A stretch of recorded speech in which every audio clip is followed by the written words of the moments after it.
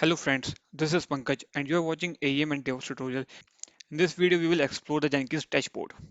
So if you have not subscribed this channel yet, you can subscribe it and press the bell icon. Let's get started. Let's open the browser first. So here you can see I have the URL localhost colon 8080. By default Jenkins uses 8080 port number, and if you're using AWS then you can put the IP address here and then put colon 8080. So here you can see this is the dashboard of Jenkins. Let's explore this. I have this image which will help you to understand it better. So you can see we have at first we have the dashboard. So this is my dashboard here. In the second we have the breadcrumb. You can see the breadcrumb over here.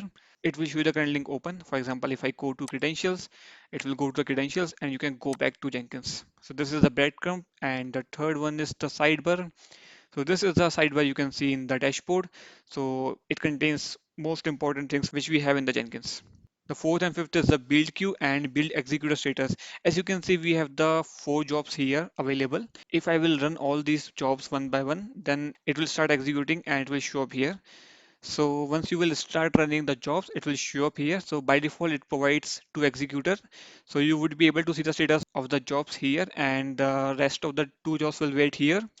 Once these jobs will be executed successfully, the whatever job which is waiting there in queue will start executing. And the sixth is the all view. So this is the view where you can see all the jobs which you have in the Jenkins. Here you will be able to see your jobs.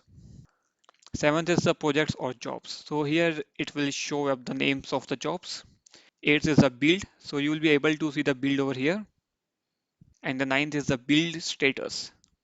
You would be able to see the status over here. It shows the ball icon, and the blue means the build is success, 9 means the failure, the gray means it has not started yet. And the 10th is build trend. So build trend will show up the icons. Jenkins uses few icons. For example, we have the sunny, which means it is healthy build, and if it is a failure build, it will show the rainy icon. And other major things are the new items. It is used to create a new build job, pipeline, or build flow in Jenkins. Let's go back. Let's go to the manage Jenkins. It allows a Jenkins administrator to manage plugins using this to manage users, security, nodes, credentials, and global tool configuration, etc. To know about the existing nodes used for build execution, click on the manage nodes. Here you can find the manage nodes here. The master node entry will be available here, and it is the node where Jenkins is installed. So we have the local host where our Jenkins is installed. So my master is localhost.